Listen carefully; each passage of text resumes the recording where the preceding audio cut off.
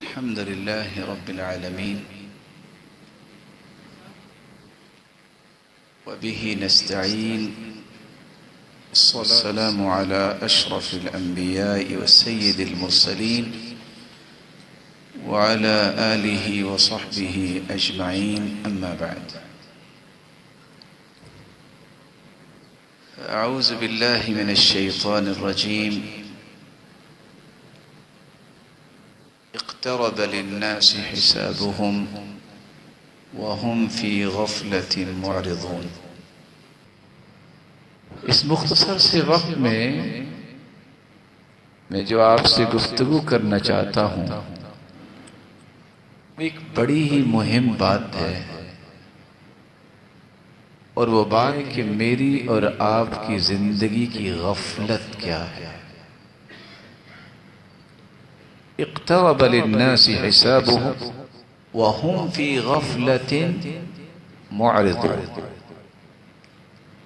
لوگوں کا حساب تو بڑا قریب آ گیا ہے اور لوگ ابھی تک غفلت میں ہیں، ابھی تک منہ پھیرنے والے، اعراض کرنے والے، منہ موڑنے والے۔ یہ غفلت کیا ہے جس کے بارے میں اللہ جلال نے اتنی بڑی بات کر دی ہے کہ قیامت تو قریب آ گئی۔ من مات فقد قامت قیامتہ، جو فوت ہو جاتا ہے اس کی قیامت تو اسی دن قائم ہو جاتی ہے، اس کے بعد کوئی عمل نہیں۔ لیکن یہ ابھی تک غفلت میں پڑے ہوئے ہیں، یہ اس غفلت سے کب نکلیں گے؟ عربی زبان میں غفلت یہ قلت احتیاط کو کہتے ہیں، بے توجہی کو کہتے ہیں، کسی چیز کو نظر انداز کر دینا، لاپرواہی کرنا، یہ بے پرواہی اور لا ابالی کرنا، یہ غفلت ہے۔ اس لیے علماء نے اس کی بڑی دقیق تعریف کی ہے، متابعت النفس على ما تشتهي۔ جو شخص اپنی خواہش کا پیچھا کرتا ہے کہ بس میں نے سوچ لیا، میرے اندر یہ تمنا اور خواہش پیدا ہو گئی ہے، میں نے نفس کی بات ماننی ہے، سمجھ لو یہ صراط مستقیم سے ڈی ٹریک ہو چکا، اب یہ غفلت کی راہوں میں بھٹکتا نظر آئے گا۔ اور بعض علماء یہ کہتے ہیں سہون، یہ ایسی بھول ہے یعتری الانسان من قلت التحفظ والتیقظ، جب انسان کو زندگی کے اندر کوئی پرواہ نہ ہو، اس کی بیداری اور شعور کی زندگی فوت ہو جائے اور وہ ہر وقت مستی کی کیفیت میں ہو، تو یہ شخص کبھی بھی صراط مستقیم پر گامزن نہیں ہو سکتا۔ اسی لیے ہر مسلمان کو یہ جاننا چاہیے کہ یہ کیفیت کیسے پیدا ہوتی ہے۔ یہ لاپرواہی اور غفلت کی کیفیت، اس کے پیدا ہونے کی مختلف صورتیں ہیں۔ جب انسان کثرت سے گناہ کرتا ہے تو پھر اس کا شعور فوت ہو جاتا ہے۔ حدیث میں آتا ہے ان العبد اذا اخطأ خطیئہ نکتت فی قلبہ نکتۃ سوداء، جب بندہ گناہ کرتا ہے اس کے دل میں ایک سیاہ نقطہ لگ جاتا ہے، بار بار کرتا ہے یہ نقطے بڑھتے جاتے ہیں، یہاں تک کہ پورا دل سیاہ ہو جاتا ہے۔ پتہ ہے پھر کیا ہوتا ہے؟ کالکوز مجخیہ، گھڑا ہے، اس کو آپ الٹا رکھ دیں، نہ اس کے اندر سے کوئی چیز باہر آئے گی، نہ اس کے اندر کوئی چیز جائے گی۔ ایسا شخص جو ہے اس کے سامنے پورا قرآن پڑھ کے سنا دے، حدیث کی کتابیں کھول کے اس کے سامنے رکھیں، نہ اس پہ قرآن اثر کرتا ہے، نہ اس پہ حدیث اثر کرتی ہے، نہ کوئی نصیحت اثر کرتی ہے، کیونکہ اس قدر وہ گناہوں میں اپنے آپ کو لے گیا کہ اس کا دل سیاہ ہو چکا ہے۔ جب تک یہ توبہ نہیں کرے گا اس کی واپسی کی کوئی گنجائش باقی نہیں رہتی۔ تو کثرت سے گناہ جو ہیں یہ انسان کو غفلت کی زندگی کی طرف لے جاتے ہیں۔ اور عبداللہ ابن عباس رضی اللہ تعالی عنہ نے اس لیے ایک خوبصورت بات کہی تھی، ان للحسن ضیاء فی الوجہ۔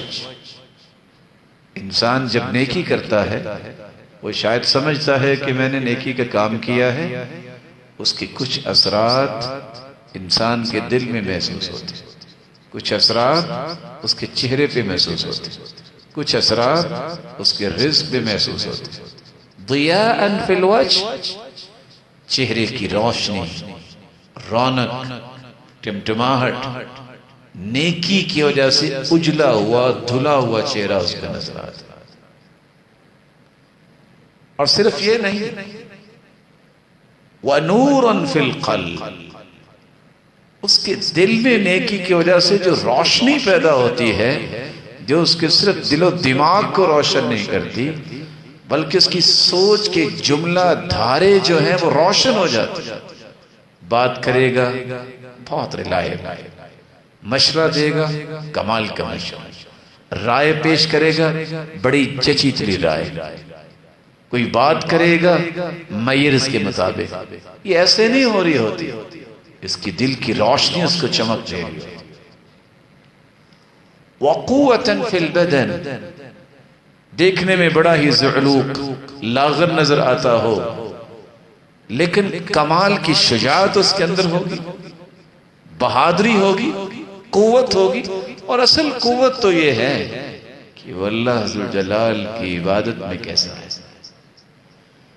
8 سالہ بچہ طاقتور ہے، پنجاب کا سونے کا کپ لینے والا باڈی بلڈنگ میں، وہ تو نہیں ہے طاقتور۔ کیوں؟ وہ صبح کی نماز پہ 2 kg کا بلینکٹ پیچھے کر کے مسجد نہیں پہنچتا، 8 سالہ بچہ پہنچ جاتا ہے۔ تو قوت والا کون ہوا؟ پہلوان تو نہ ہوا، وہ جس نے ویٹ اٹھا اٹھا کے کیا کچھ اپنے آپ کو بنا لیا، وہ طاقتور تو نہ ہوا۔ کیونکہ مقصد تخلیق یہ ہے کہ مجھے اللہ ذوالجلال کی عبادت کرنی ہے۔ یہ نماز اگر 5 نمازوں کو جمع کرے تو آدھ گھنٹہ یا 40 منٹ بنے گی۔ اس کے علاوہ جو 23 گھنٹے اور 20 منٹ کا وقت ہے، اگر اللہ ذوالجلال کی مرضی کے مطابق گزارے تو 24 کے 24 گھنٹے ہی عبادت میں کنسیڈر ہو جاتے ہیں۔ ایک چوتھی بات بھی سیدنا عبداللہ ابن عباس نے بیان کی اور وہ فرماتے ہیں وَسَعَةٍ فِي الرِّزْقِ، اس کی بھی سیلری ہے، ایک بڑے افسر کی بھی سیلری ہے، لیکن اس کے مال میں اتنی برکت ہے یوں لگتا ہے کہ اس جیسا امیر جو ہے اس محلے بستی اور اس سوسائٹی میں کوئی اور نہیں۔ یہ برکت اللہ ذوالجلال پیدا کرتا ہے۔ وَسَعَةٍ فِي الرِّزْقِ، اور 5ویں ایسی بات جس کے لیے لوگ لاکھوں نہیں، کروڑوں نہیں، کچھ لوگ تو بلینز لگاتے ہیں، میرے کو فین کون بن سکتا ہے۔ لوگ لاکھوں روپے لگاتے ہیں کہ میری فیس بک کیسے ٹاپ 10 میں آ سکتی ہے، بلینز۔ لیکن ادھر کیا کہہ رہے ہیں؟ نیکی جب انسان کرتا ہے اللہ کی رضا کے لیے، محبتاً فی قلوب الخلق، اللہ ذوالجلال کائنات کے دلوں کو اس کی محبت سے لبریز کر دے۔ لوگ تڑپتے ہیں کہ اس سے ملاقات ہو، اس سے دعا لے، اس کے پاس بیٹھے۔ اور یہی ایک لمحہ فکریہ ہے۔ ایک وقت تھا کہ دنیا کے سارے عہدیدار کسی بھی نیک انسان کی ملاقات پہ ترستے نظر آتے تھے، اور آج جب نیکیاں ختم ہو گئی، اخلاص ختم ہوا، تو یہ عہدیدار 10 دن بات کرنے کا موقع نہیں دیتے۔ یہ چینل چینج کب ہوا ہے؟ جب دین اور دین کی بات کی قدر نہ کی گئی اور اخلاص ختم ہو گیا، وگرنہ یہ 1400 سال کی تاریخ تو بتاتی ہے کہ دوڑتے ہوئے بادشاہ کو لوگوں نے دیکھا تھا، راستہ چھوڑا گیا۔ وجہ کیا ہے کہ بادشاہ دوڑ رہا ہے؟ کیونکہ معاویہ الضریر نبی نے محدث، اس کو وضو کروانے کی سعادت بادشاہ لینا چاہتا ہے۔ پھر تاریخ نے یہ دیکھا تھا کہ بادشاہ کے 2 بیٹے استاد کی جوتی اٹھانے پہ جھگڑ رہے تھے۔ کہتا تھا میں نے اٹھانی، یہ سعادت مجھے چاہیے۔ دوسرا کہتا تھا مجھے اٹھانی ہے، یہ سعادت مجھے چاہیے۔ آپ سوچ رہے ہوں گے آج بھی لوگ ایسے ہی کرتے ہیں، لیکن بس وہ اٹھا ہی لیتے ہیں، پھر وہ صرف باہر رکھنے کے لیے نہیں اٹھاتے، وہ اٹھا ہی لیتے ہیں۔ چلو استاد تو نہیں ملا تو اس کی برکت ہی گھر میں رہے۔ لیکن اگر برائی انسان کرتا ہے تو مت سمجھیے کہ گناہ لکھا گیا ہے صرف۔ ان للسیئۃ سوادا فی الوجہ، چہرے پہ بے رونقی، سیاہیاں، اداسی، اکھڑا ہوا مزاج، اڑا ہوا چہرہ، یہ گناہ کی وجہ سے۔ اقسم باللہ العظیم، اللہ کی قسم جو عظمت والا رب ہے، گناہ کرنے والا کبھی سکون سے نہیں سوتا۔ سکون کی راحت کی نیند اس کو آتی ہے جو اللہ ذوالجلال کی اطاعت میں لگا ہوتا ہے، اس جیسی سکون کی نیند نہیں آئی۔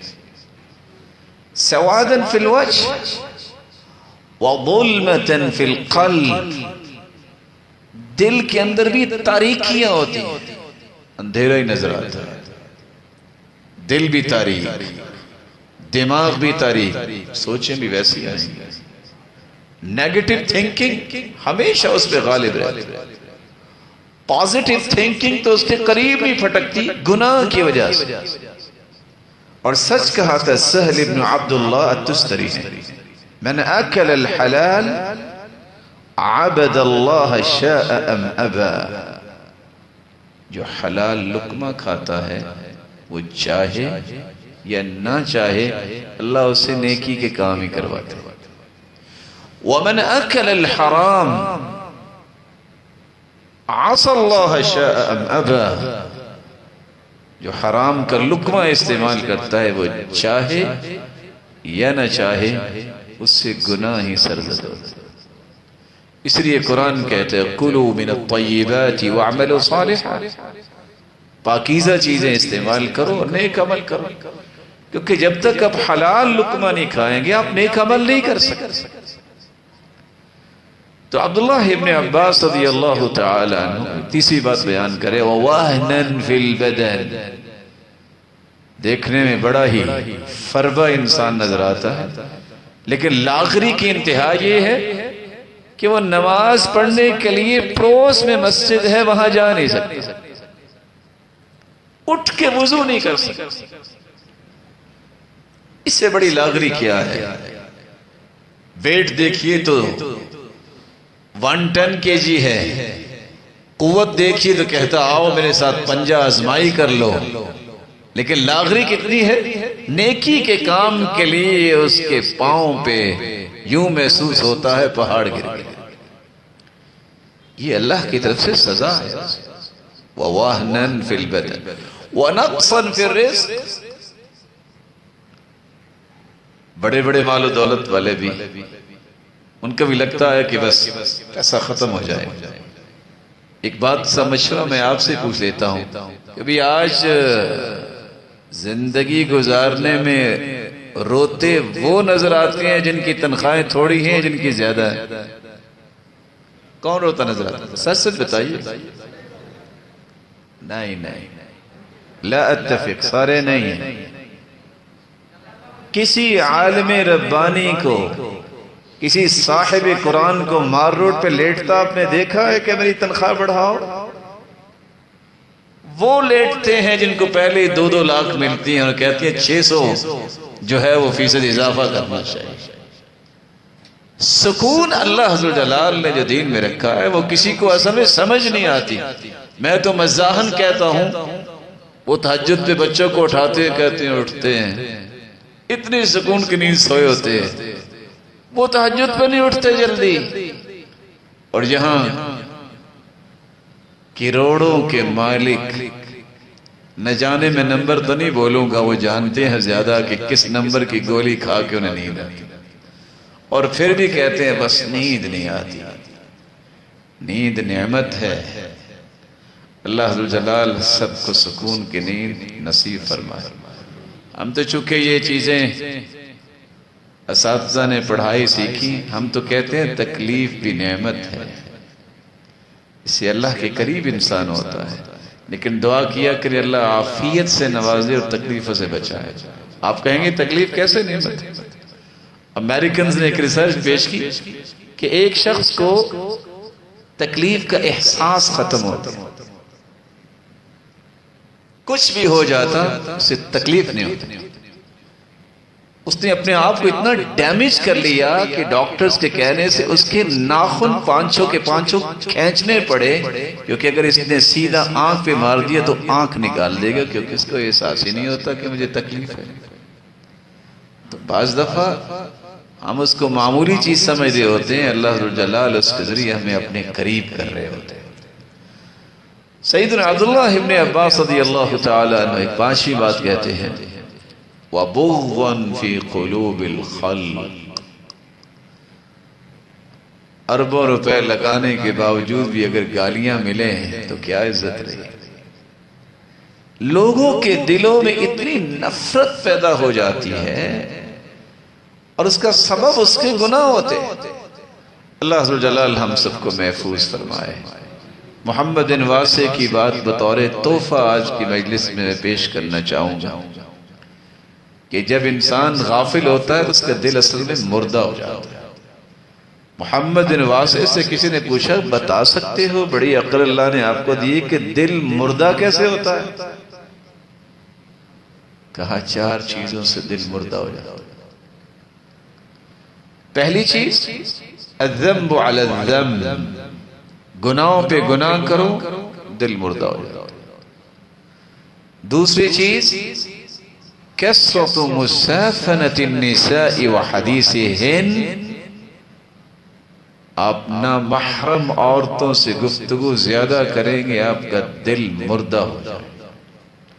کاش نوجوانوں کو بات سمجھ آئے جو 50 اور 100 روپے کے پیکج، اور ان ظالموں کو بھی اللہ ہدایت دے جنہوں نے یہ سہولت کاری کی کہ کوئی پرواہ نہیں، انلیمیٹڈ جو بھی آپ باتیں کرنا چاہتے ہیں، کیونکہ ہمیں پیسہ چاہیے پیٹ کا جہنم بھرنا۔ تیسری بات جس سے دل مردہ ہوتا ہے ملاحات الاحمق، ایک شخص کے اندر تمیز ختم ہو جائے کہ میں نے بیٹھنا کس کے پاس، میں نے دوست کس کو بنانا، میں نے تعلق کس سے نبھانا۔ کسی احمق کے پاس بیٹھا ہے تو گپیں لگا رہا ہے، تمہیں فائدہ نہیں دے سکتا۔ کسی عالم کے پاس بیٹھے، کسی عقل مند کے پاس بیٹھے، کسی سمجھدار کے پاس بیٹھے، تہذیب و تمدن جس کے اندر ہو تم اس کے پاس بیٹھو، تمہیں فائدہ ہو۔ اور چوتھی بات مجالسۃ الموتى، مردوں کی مجلس میں بیٹھنے سے بھی دل مردہ ہوتا ہے۔ فیرانوں کی مردوں کی بھی مجلس ہوتی ہے۔ محمد بن واسع سے کسی نے پوچھا کہ آپ نے یہ کیا کہہ دیا کہ مردوں کی مجلس، فوت ہو گئے تو دفنا دیے گئے، ان کی مجلس کہاں لگتی ہے؟ محمد بن واسع کہنے لگے مجالسۃ کل غنی مترف وسلطان جائر، ظالم بادشاہ کی مجلس اور ایسا مالدار جس کے اندر تکبر ہو، گمنڈ اور غرور ہو، اس کی مجلس میں بیٹھنے سے دل مردہ ہو جاتا ہے۔ یہ بات ہمیں سمجھ نہیں آتی۔ اللہ کے رسول نے 1400 سال پہلے یہ بتا دیا، من اتا ابواب السلاطین فقد افتتن، جو بادشاہوں کے در و دربار پہ آتا ہے فتنے میں پڑ جاتا ہے۔ ہاں ایسے لوگ ہیں جو حق گوئی کرنا جانتے ہیں، وہ ان کو سیدھا بھی کرتے ہیں، لیکن بسا اوقات حق گوئی کرنے سے دشمن بھی بن جاتے ہیں، اور یہ بھی ایک فتنہ ہے۔ وَمَن بَدَا جَفَاهُ، جو شخص کسی بھی ان پڑھ جاہل کے ساتھ رہتا ہے دیہات میں، اس کا مزاج اکھڑا ہوا بن جاتا ہے، گالی گولی کا رواج ان کے پاس ہوتا ہے، ان کی زندگی کے رویے ایسے ہیں۔ اس لیے سیدنا عمر رضی اللہ تعالیٰ عنہ دو چیزوں پہ بڑی توجہ دیتے تھے۔ جب بھی گورنرز کی میٹنگ بلاتے تو سب سے پہلا سوال یہ کرتے، ان اہم امورکم عندی الصلاۃ، سب سے پہلے یہ بتاؤ تمہاری نمازیں کیسے، معاشرے کے اندر نماز کی پابندی کیسے کرواتے۔ دوسرا، اگر مجھے پتا چل گیا کہ تم جاہلوں کی مجلس کو گرما گرم کرتے ہو اور برونق بناتے ہو تو تم معزول ہو، جس کے پاس بیٹھو گے ویسا ہی سوچو گے، المجالسہ تولد المجانسہ، جس کے ساتھ بیٹھو گے اس جیسے ہو جاؤ گے۔ قل لمن تعاشر قلت من انت، آپ صرف اتنا بتاؤ بیٹھتے کس کے پاس ہو، میں تمہیں بتا دوں گا کہ تمہاری حیثیت کیا ہے، شاعر یہ کیا ہے۔ تو محمد بن واسع رحمہ اللہ، جنہوں نے چار چیزیں دل کو مردہ کرنے کے متعلق بتائی ہیں، اللہ تعالیٰ ان چاروں سے میں محفوظ فرمائے۔ بری صحبت جو ہے انسان کا دین بھی اجاڑ دیتی ہے، دنیا بھی اجاڑ دیتی ہے۔ وَيَوْمَ يَعُضُّ الظَّالِمُ عَلَى يَدَيْهِ يَقُولُ يَا لَيْتَنِي اتَّخَذْتُ مَعَ الرَّسُولِ سَبِيلًا يَا وَيْلَتَى لَيْتَنِي لَمْ أَتَّخِذْ فُلَانًا خَلِيلًا لَقَدْ أَضَلَّنِي عَنِ الذِّكْرِ بَعْدَ إِذْ جَاءَنِي وَكَانَ الشَّيْطَانُ لِلْإِنسَانِ خَذُولًا۔ غفلت کا سبب بری دوستی، بری صحبت، بری مجلس، برا ڈیرا، جب تک یہ نہیں چھوٹے گا اس وقت تک انسان غفلت سے باہر نہیں۔ اسی قرآن یہ کہتا ہے قیامت کو ظالم اپنے ہاتھوں کو اپنے ہی دانتوں سے کاٹے گا، چبائے گا، خود ہی کہے گا ہائے کاش میں نے اللہ کے رسول کی بات مانی ہوتی، میں فلاں شخص سے دوستی نہ کرتا، اس نے مجھے قرآن سے دور کر دیا، حالانکہ میرے پاس قرآن تو تھا۔ دیانتداری سے بتائیے، اتنے حافظ اس وقت بھی معاشرے میں موجود ہیں، ان کو قرآن یاد نہیں ہے، کس وجہ سے؟ صحبت سے۔ قرآن نے وہاں کہا ہے وَكَانَ الشَّيْطَانُ لِلْإِنسَانِ خَذُولًا، شیطان تو انسان کو ذلیل کرنے والا ہے۔ بات تو دوست کی ہو رہی تھی، شیطان کہاں سے آ گیا؟ جو دوست تمہیں قرآن سے دور کرتا ہے، نماز سے دور کرتا ہے، میرے بھائی وہ شیطان ہی تو ہے، تم اس کو دوست سمجھتے ہو۔ آپ پھر سوچنے لگیں گے کہ بھی انسان کیسے شیطان ہو گیا۔ آپ کو سورت تو یاد ہے، الذی یوسوس فی صدور الناس من الجنۃ والناس، شیطان جنوں میں سے بھی ہے، انسانوں میں سے بھی۔ سیدنا ابو ذر رضی اللہ تعالیٰ عنہ فرماتے ہیں میں مسجد میں گیا، اللہ کے رسول فرمانے لگے تعوذوا باللہ من شیاطین الانس والجن، اللہ سے پناہ مانگو کہ اللہ تمہیں شیطانوں سے بچائے جو شیاطین جنوں میں سے انسانوں میں سے۔ میں نے کہا اول الانس شیاطین، اللہ کے رسول انسانوں میں بھی شیطان ہوتے ہیں؟ کہا میرے صحابی آپ نے قرآن نہیں پڑھا؟ وَكَذَلِكَ جَعَلْنَا لِكُلِّ نَبِيٍّ عَدُوًّا شَيَاطِينَ الْإِنسِ وَالْجِنِّ، جتنے بھی انبیاء آئے ہم نے اس کے دشمن دو طرح کے بنائے، وہ شیطان جو انسانوں میں سے وہ پہلے دشمن بنتے ہیں، جن بعد میں بنتے ہیں۔ تو یہ شیطان ہے جو آپ کو نماز سے روکتا ہے، قرآن سے روکتا ہے، خیر اور بھلائی سے روکتا ہے، اس لیے اللہ کے رسول صلی اللہ علیہ وسلم نے فرمایا تھا شیطان ہے وہ شخص جس کا جسم اور چہرہ تو انسان جیسا نظر آتا ہے لیکن وہ اللہ عز و جلال کے ذکر سے قرآن سے اور دین سے تمہیں پھیر دیتا ہے۔ اللہ تعالیٰ ایسے لوگوں کی صحبت سے ہم سب کو محفوظ فرمائے۔ بسا اوقات یہ دوستی انسان کو اتنا ذلیل کر دیتی ہے کہ قیامت کو یہ خوبصورت سے خوبصورت آنکھوں والا بھی اندھا ہو جائے۔ قال رب لم حشرتنی عامیٰ، کہے گے یا اللہ میری تو آنکھیں بڑی خوبصورت تھی، لوگ تو مثال دیا کرتے بڑی موٹی موٹی آنکھیں، آج میں اندھا کیسے ہو گیا؟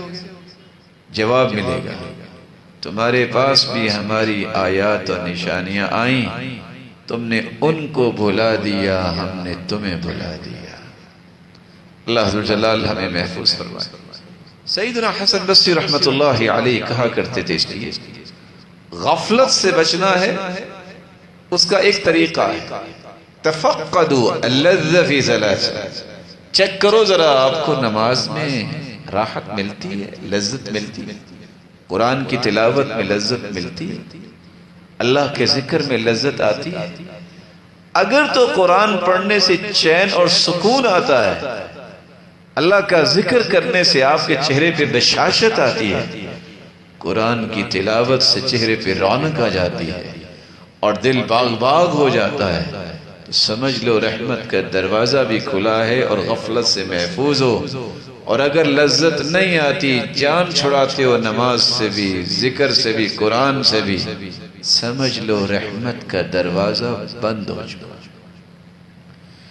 رسول اللہ صلی اللہ علیہ وآلہ وسلم نے اس مثال پیش کی، مثل الذی یذکر اللہ والذی لا یذکر ربہ کمثل الحی والمیت، زندہ اور مردے کی مثال ہی ایسے ہے جو ذکر کرتا ہے، یہ اصل زندہ انسان، جو اللہ کا ذکر نہیں کرتی تو مردہ انسان۔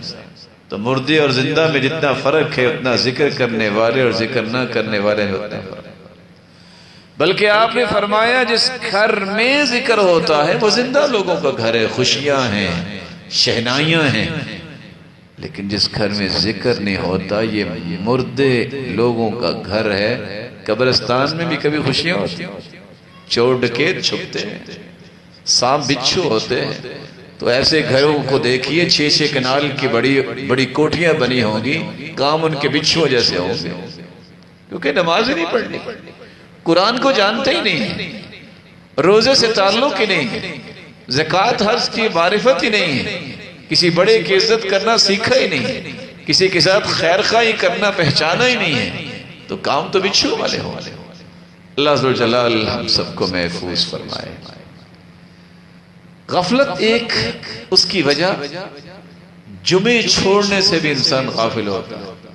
آپ کہیں گے جمعہ تو ہمارا جمعہ ہی پڑھتے ہیں، سمجھیے جمعہ کیسے چھوڑتا ہے۔ حدیث کے الفاظ ہیں لَيَنْتَهِيَنَّ أَقْوَامٌ عَنْ وَدَعِهِمُ الْجُمُعَاتِ أَوْ لَيَخْتِمَنَّ اللَّهُ عَلَى قُلُوبِهِمْ ثُمَّ لَيَكُونُنَّ مِنَ الْغَافِلِينَ، جمعے کو چھوڑنے سے بچ جاؤ، غافل ہو جاؤ۔ دوسری روایت میں آتا ہے منافق ہو جاؤ۔ کیسے جمعہ چھوٹے گا؟ خطبہ شروع ہونے سے پہلے آپ گھر سے نکلے، باوضو ہو کر جتنے قدم اٹھائے، آ کے بیٹھے، نماز پڑھی، خطبہ شروع ہوا، قریب ہو کے بیٹھے، غور سے خطبہ سنا، امام کے ساتھ 2 رکعتیں پڑھی، واپس گئے، گھر تک پہنچنے تک جتنے قدم اٹھے اور رکھے گئے، ہر قدم پر 1 سال کے روزے اور 1 سال کی تہجد کا اجر و ثواب لکھ دیا جائے۔ لیکن اگر آپ اس سے زیادہ قدم اٹھائے، خطیب خطبہ شروع کر چکا ہے، وہ جو نیکیاں لکھنے کے رجسٹر تھے وہ فرشتے بند کر چکے ہیں، طوت الملائکۃ الصحف، کہ اس کو اونٹ کی قربانی کا ثواب ملے گا، اس کو گائے کی، اس کو مینڈے کی، اس کو مرغی کی، اس کو انڈے کی، یہ سارے اجر و ثواب کے کھاتے بند کر کے فرشتے بھی بیٹھ کے جمعہ سنتے ہیں. پھر ایک آئے گے چوہدری صاحب آئیں گے بھی لیٹ اور گردنیں پھلانتے. حدیث میں آتا ہے جو ایسے کرتا ہے یتخطی رقاب الناس کانت لہ ظہرا، اس کو جمعے کا ثواب نہیں زور کا ثواب ملتا ہے. اور سنن ابن ماجہ کی روایت انما یأتی للظہر، یہ تو پڑھنے ہی ظہر آیا. اور راز کی بات بتاؤں، جب پڑھنے ظہر آیا ہے تو ظہر کے کتنے فرض ہیں؟ یہ کتنے پڑھتا ہے؟ آپ سمجھ لیں، جمعہ بھی گیا اور ظہر بھی کتنی پڑھی. اس لیے عادت بنائیے. اور وہ کیا ہے؟ یہ عید کا دن ہے جمعے کا، مجھے خطبہ شروع ہونے سے پہلے مسجد میں پہنچنا ہے. تو محروم لوگ ہوتے ہیں جو عید کی خوشی کو بھی خوشی نہیں سمجھتے. رسول اکرم صلی اللہ علیہ وآلہ وسلم نے ایک اور بات بھی بتائی جس سے انسان غافل ہوتا ہے. بیٹھے ہیں لوگ اور کہا لگا رہے ہیں، اور بات کیا ہے؟ کوئی بھی بات. فرمایا اللہ کے رسول صلی اللہ علیہ وسلم نے وَلَا تُكْسِرِ الضَّحْكِ فَإِنَّ كَسْرَةَ الضَّحْكِ تُمِيتُ الْقَلْبِ. یہ زیادہ کہا نہ لگایا کرو، یہ دل کو مردہ کر دیتا ہے. رسول اللہ صلی اللہ علیہ وآلہ وسلم نے جو بات سمجھائی ہے، ان باتوں میں ایک بات مباحات کے متعلق، یہ تھوڑی سی باعث تکلیف تو ہوگی لیکن سن لے حدیث. کیوں باعث تکلیف ہوگی؟ اس لیے کہ یہ تو ہم پہ پابندیاں لگ گئی. حدیث میں آتا ہے سَيَكُونُ رِجَالٌ مِّنْ أُمَّتِي يَأْكُلُونَ أَلْوَانَ الطَّعَامِ وَيَشْرَبُونَ أَلْوَانَ الشَّرَابِ وَيَلْبَسُونَ أَلْوَانَ الثِّيَابِ وَيَتَشَدَّقُونَ فِي الْكَلَامِ اولئک شرار امتی. ایسے لوگ آئیں گے قیامت کے نزدیک جو فخر، گمنڈ اور غرور، پیسے کی نمائش اور ریاکاری کے لیے، لوگوں میں رعب اور دھاک بٹھانے کے لیے رنگ برنگے کھانے کھائیں گے. انسانی طاقت بڑی محدود ہے. یہ 20 کھانے نہیں کھا سکتا، یہ 20 کھانے نہیں کھا سکتا. رنگ برنگے مشروبات، 1 سے 2 سے 3 آپ مشروب پی سکتے ہیں. کتنے کو پیئیں؟ صبح کو اور لباس، ظہر عصر مغرب، ایک دن میں 6 لباس چینج کرنا صرف دکھلاوے کے لیے. فرمایا روئے زمین پہ جتنے انسان، ان میں سب سے بدترین لوگ یہ ہوں گے. اور پھر منہ پھلا پھلا کے باتیں کرتے ہیں، لوگوں کو پتہ چلے ہمارے پاس مال کتنا. مباحات جو جائز چیز ہے اس میں بھی اگر مبالغہ انسان کرے، حدود سے تجاوز کر جائے تو انسان غافل ہو جاتا ہے. اس کی مثال امام ابن القیم رحمۃ اللہ علیہ نے پیش کی ہے. کیوں جی؟ نیند ضرورت ہے نا. اگر ایک بندہ کہے کہ شاید پیدا ہی میں سونے کے لیے ہوا ہوں، 12 گھنٹے سو جائے تو کیا ہوگا؟ یہ دین کا کوئی کام نہیں کر سکتا. کھانا ضرورت ہے نا، کھانا چاہیے اچھا کھانا، لیکن اگر انسان اس نیت سے کھائے کہ زندگی کا آخری کھانا ہے، شاید دوبارہ نصیب ہو کہ نہ ہو، تو کیا نتیجہ نکلے گا؟ وہی نتیجہ جو ایک صاحب نے بیان کیا کہ جب وہ 40 گھروں میں چکر لگا کے ایک محترم گئے ہاسپٹل میں، تو جو بھی جاتا تھا تعلق والا، کیا ہوا؟ کہتے بس وہ آپ کے گھر سے تھوڑا سا کھایا. اب 40 گھروں میں جب تھوڑا تھوڑا کھایا تو کتنا بن گیا؟ آپ کو کھانا چاہیے لیکن اپنے ساتھ زیادتی نہیں کرنی چاہیے. کلو واشربوا ولا تسرفوا. اتنا لقمہ جو ہے آپ کو یاد رہنا چاہیے، کھاؤ اور پیو لیکن اسراف نہ کرو. میں کبھی کبھی پریشان بھی ہوتا ہوں اور تعجب سے ہنستا بھی ہوں. شادی بیاہ گیدرنگ پہ کھانا کھلتا ہے، یوں محسوس ہوتا ہے کہ پچھلے 2 مہینوں سے کھانا انہوں نے کھایا ہی نہیں. تو میرا جی چاہتا ہے مجھے یہ خبر دیتے، پچھلے 2 مہینے میں ان کی دعوت کر دیتا تاکہ آج یہ حالت تو نہ ہوتی. یہ جو آپ کی قسمت میں ہے وہ آپ کو مل جائے. اور یہ یاد رکھیے گا، ضروری نہیں ہے کہ آپ کہیں کہ وہ تو اچھا کھانا کھا گیا تو اس میں تو کوئی طاقت نہیں ہوگی. اور نہیں میرے پیارے بھائی، طاقت اللہ سوکھی روٹی میں بھی ڈال دیتے ہیں. نہ ڈالیں تو جس کو آپ کہتے ہیں نا کہ وہ بچے کو ہم بریک فاسٹ میں نگٹس دیتے ہیں اور لنچ جو ہے وہ بس سلائسز دے دی اور ساتھ بس تھوڑی سی بون لیس فش تھی اور ڈنر میں ہم نے یہ کیا. آپ نے اس کا تجربہ کرنا ہو تو ابھی کمپیریٹیولی چیک کر لیجئے گا. گاؤں میں جائیں سب نکر پہنی ہوتی ہے چھوٹے بچہ، کبھی دیکھا اتنے ماشاءاللہ جو نہ وہ گبرو بچے نظر آتے ہیں، ہاتھ میں چھوٹا سا ٹکڑا پکڑا ہوتا. اس سے ویسے ہی پوچھتے نا بیٹا آپ کے ابو کدھر ہیں؟ کہتے جاؤ پر وہ بات ہی نہیں سنتا. اس کے مقابلے میں شہر میں آ جائے. میں یہ توہین نہیں کر رہا، میں آپ کو ایک ایکچوئل صورتحال بتا رہا ہوں کہ بسا اوقات برکت اس طرح بھی آ جاتی. یہاں طرح طرح کے کھانے، بلی نظر آئی نہیں، یا بلی نہیں ہے وہ نہیں. اور صرف وہ نہیں، گھر والوں کی بھی یہی صورت ہے کہ 2 گھنٹے بے ہوشی کے بعد پتہ چلا ہوش میں لانے کے بعد بچے اور بچے کی ماں کو کہ چھپکلی نظر آئی تھی. تو قوت تو اللہ نے دے دی ہے. اس لیے صحابہ کرام کوشش کرتے تھے کہ یہ کھانا میرا بھائی کھائے، اس کے سامنے کرنے. اور آج ہم نے عرب کو دیکھا ہے کہ وہ بھی ایسا ہی کرتے ہیں. ان کی کوشش ہوتی ہے میرا بھائی کھائے، اور ہماری کوشش ہوتی ہے یہ پیس یہ گیا ادھر، یہ تو میرے ہاتھ سے گیا. بہت بری بات ہے. خوددار انسان کو بننا چاہیے اور یہ نیت کر کے بیٹھا کریں کہ میں نے دوسرے کی خدمت کرنی ہے. وہ کھا لے گا تو مجھے اجر مل جائے گا، قوت تو مجھے اللہ نے دے دی. نیند اور کھانا ضرورت ہے، حدود سے تجاوز کریں گے غافل ہو جائیں. اچھا گفتگو کرنا ضرورت ہے، لیکن اگر ایک آدمی 6 گھنٹے بیٹھا اور گپیں لگا رہا ہے، آپ سن کے یہ حیران ہوں گے. بس اوقات ایک ساتھی فون کرتا ہے، کیا حال ہے جی؟ خیریت سے؟ جی محترم کیسے آپ کی خدمت کر سکتے ہیں؟ او قاری صاحب میں نے کہا تھوڑی سی گپ لگا رہے. میں نے کہا ماشاءاللہ بڑا گپی لبے ہوئے. کمال کی بات ہے. عمر بن عبدالعزیز سے ایک شخص کہتا ہے کہ بات کریں.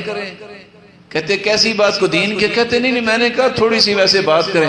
کہتے سورج کو پکڑ کے کھڑے ہو جائے میں تم سے بات کرتا ہوں. یا الوقت کالسیف لو لم تقطعه يقطعك. یہ وقت تلوار ہے، اگر تم اس کا صحیح استعمال نہیں کرو گی تمہیں کاٹ کے رکھ دے گی. اور غصہ نہ کیجئے گا، سچی بات یہ ہے کہ آج ہم وقت کی قدر نہیں کرتے. اور آج ہمیں افسوس ہوتا ہے کہ ہم نے بچپنے میں کتنا وقت ضائع کر دیا. کاش اس میں بھی اور عبادت کرتے، ہم کچھ پڑھ لیتے، ہمیں کوئی اور علم مل جاتا، کوئی اور حکمت و دانائی مل جاتی. ہم نے کتنا وقت ضائع کر دیا. اب بھی شرمندہ ہوتے ہیں، یا اللہ وقت ضائع کرنے سے بچا. حیرانگی کی بات ہے، وہ میرے ساتھی ایک بس ہوتا ہے بات ساتھیوں کو ٹو لگانے کی. کہتے جی آپ کے سکرین ٹائمنگ کتنی ہے موبائل کی؟ وہ نکالی تو اس میں 5 منٹ لکھا ہوا تھا. کہتے نہیں یہ جھوٹ ہے، یہ ایسا نہیں ہو سکتا. میں نے کہا بھی کال ہی کرنی ہے نا. میں نے جان بوجھ کے اس لیے یوٹیوب کو ڈاؤن لوڈ ہی نہیں کیا. فیس بک اللہ کے فضل سے اللہ نے دی ہوئی ہے، یہ اس لیے بنانے کی ضرورت ہی محسوس نہیں کی. اس لیے کہ جو وقت آپ نے وہاں لگانا ہے قرآن پڑھنے، حدیث پڑھنے، پڑھا لیں، کسی کے کام کر دیں، کوئی نیکی کی بات، کوئی مشورہ، کوئی رائے دے دیں. نہیں تو کم از کم اپنے آپ کا خیال کریں، کچھ صحت بنا لیں. یہ وقت جو ضائع کریں گے یہ آپ کو کیا دے گا؟ امام ابن القیم اسے کہا کرتے تھے کہ من علامت المقت ضیاع الوقت.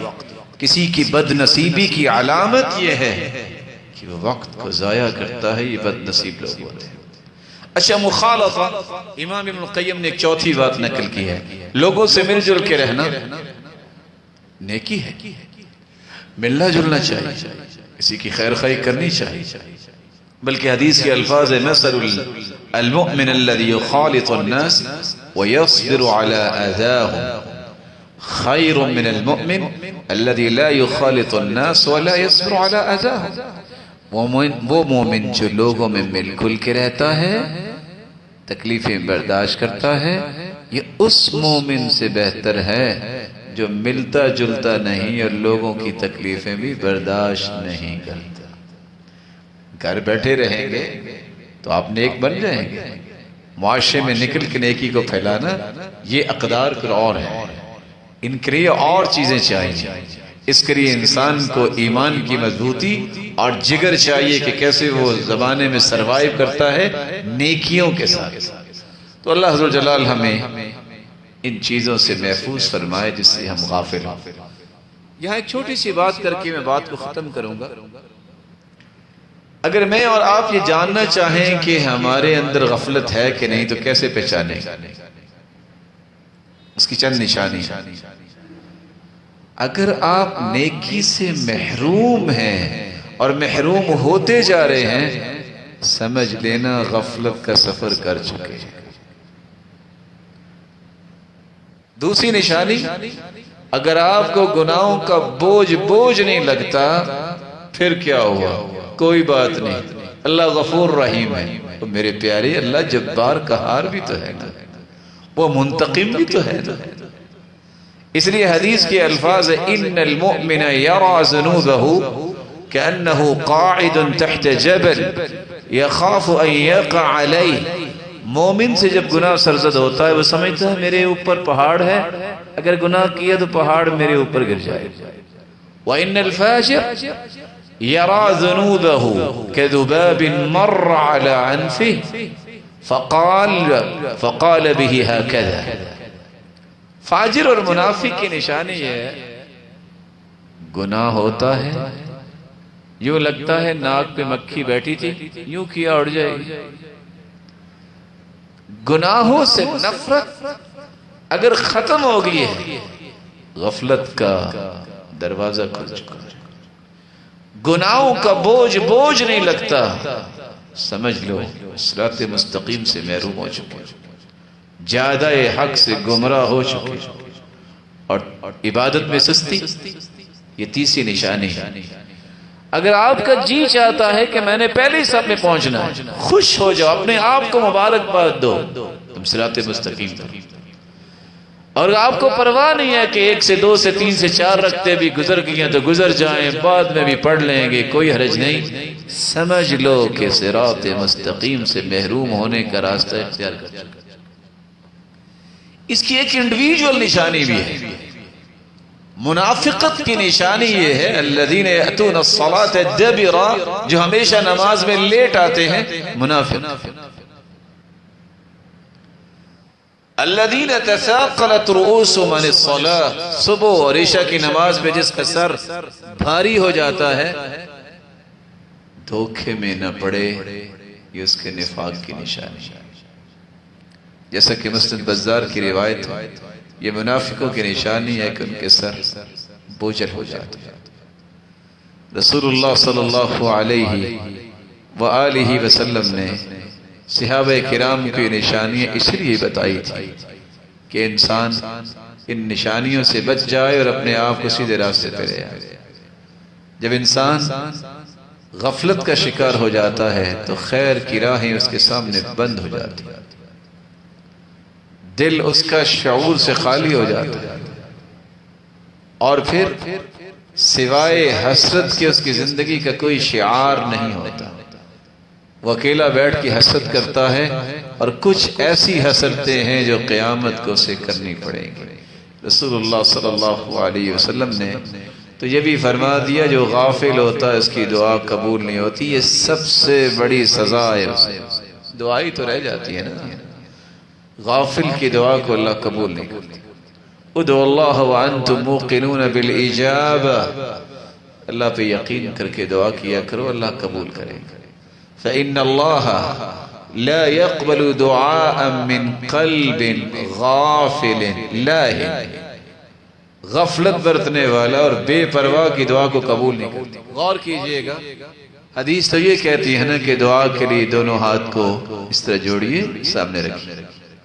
بعض روایات میں یہاں تک بھی آیا یہ تو دعا ہوئی. اور آپ غور کر رہے ہیں کہ میں نے دعا کیا کرنی ہے. سب سے پہلے اللہ کی تعریف، پھر درود پڑھتا ہے، پھر اللہ عز و جلال کے سامنے اپنی کمائیگی اور اپنے گناہوں کا اعتراف کرتا ہے، معافی مانگتا ہے، پھر دیگر دعائیں کرتا ہے. کیونکہ تعریف کے بغیر اور دعا میں اگر آپ درود نہیں پڑھتے تو دعا آسمان تک چڑھتی نہیں ہے، قبول ہونا تو دور کی بات. ایک شخص نے ہاتھ بھی اٹھائے ہیں اور ہاتھ کھولے ہوئے ہیں، ناراض تو نہیں ہے؟ ہاتھ کھلے ہوئے ہیں اور دیکھ بھی رہا ہے، ماشاءاللہ کمال کے پنکھے لگے ہوئے ہیں، پتہ ہی نہیں ہے کیا بول رہا، سوچ کہیں اور ہے، اس کی دعا قبول ہوگی؟ غفلت اور لاپرواہی کی دعا کو اللہ قبول نہیں کرتا. الحاح کرنا چاہیے توجہ سے، اور انسان کو ٹوٹ کے دعا کرنی چاہیے. الظوا بیا ذا الجلال والاکرام. لوگوں کا کہنا ہے اور خوب کہنا ہے کہ ہم سے تو یہ مسلمانوں میں سے تو یہ فقیر جو ہے یہی عقل مند نکلے. انہوں نے اصول بنائے ہوئے ہیں 4. کہتے ہیں ہر ایک سے مانگیں گے، ہر وقت مانگیں گے، ہر چیز مانگیں گے، لیے بغیر ٹلیں گے نہیں. ہم کہتے ہیں دعا کی تھی نہیں قبول ہوئی، چلو ہم دعا ہی نہیں کرتے. حدیث میں آتا ہے اللہ دعا قبول کرتے ہیں ما لم یستعجل، جب تک وہ جلد بازی نہیں کرتا. اللہ کی سب جلد بازی کیسی؟ کہا دعا کرتا ہے فوراً قبولیت کے آثار اسے نظر نہیں آتے، حالانکہ قبول ہو چکی ہوتی ہے. کیونکہ قبولیت کے 3 طریقے ہیں، یا تو اللہ ذوالجلال فوراً قبول کر کے آثار دکھا دیتے ہیں، یا بہت بڑی بلاؤ سے ٹال دیتے ہیں، یا اس کے لیے ایک ذخیرہ کر لیتے ہیں جو قیامت کو اسے نصیب ہوگا. اب اللہ کے علم میں نا کیا زیادہ بہتر ہے ہمارے لیے. جب وہ دیکھتا ہے کہ اچھا نہیں ہو رہی، کہتا میں دعا کرتا ہی نہیں. یہ جو کیفیت ہے اس سے انسان محروم ہو جاتا ہے. اور سب سے بڑی بات یہ ہے کہ جب انسان غفلت کی زندگی گزارتا ہے تو وہاں اللہ ذوالجلال کی قربت حاصل کرنے کا ذریعہ جو احسان ہے، ایکسیلنس کا درجہ جو ہے، وہ انسان کو کبھی بھی نصیب نہیں ہوتا. اللہ کے ذکر کے بغیر یہ درجہ کبھی بھی انسان کو نصیب نہیں ہوتا. اور بری موت سے نہیں بچ سکتا جب تک وہ غفلت سے اپنے آپ کو دور نہیں کرتا. اللہ ذوالجلال سے دعا ہے اللہ ذوالجلال ہمیں ہر قسم کی غفلت سے محفوظ فرمائے. اور یاد رکھیے گا آج کچھ غفلتیں انفرادی ہیں، کچھ غفلتیں انسان کی اجتماعی ہیں. انفرادی زندگی میں بھی غور کیجئے، میری عبادات، میرے معاملات، میری عائلی زندگی کیسی ہے، میرا رہن سہن، میرا بیہیویئر کیسا ہے. اجتماعی زندگی میں دیکھیے کہ میں کہاں کہاں غفلت کر رہا ہوں، کیا کچھ برائیاں ہو رہی ہیں. کبھی میں نے آواز اٹھائی؟ آواز اٹھانے کا مطلب فساد مچانا نہیں، آواز اٹھانے کا مطلب لوگوں کو فیسیلیٹیٹ کرنا ہے. مینٹلی فیسیلیٹیٹ کریں، ان کو صحیح معلومات دیں، علم پھیلائیں، حکمت و دانائی کی بات بتائیں، ان کو اتحاد، محبت، نرمی، اخوت اور بھائی چارے کا سبق دیں.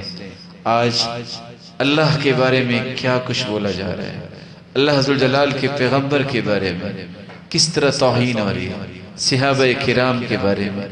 یہ اجتماعی ذمہ داریاں اور غفلتیں یہ قیامت کو میرے اور آپ کی وبال بن جائیں گی. مولا کریم ہماری اس کمی اور کوتاہی کو معاف فرمائے اور ہم سب کو ایسا بنا دے جن کا ہر قول و عمل اللہ کو پسند آ جائے، اور اپنے محبوب کی رفاقت ہمیں نصیب فرمائے جنت الفردوس میں. اور جتنے یہ تشریف فرما ہیں اللہ ذوالجلال سب کے چہروں کو بارونق بنائے اور روشن بنائے اور اپنے دیدار کا مستحق بنائے. وآخر دعوانا الحمد للہ رب العالمین.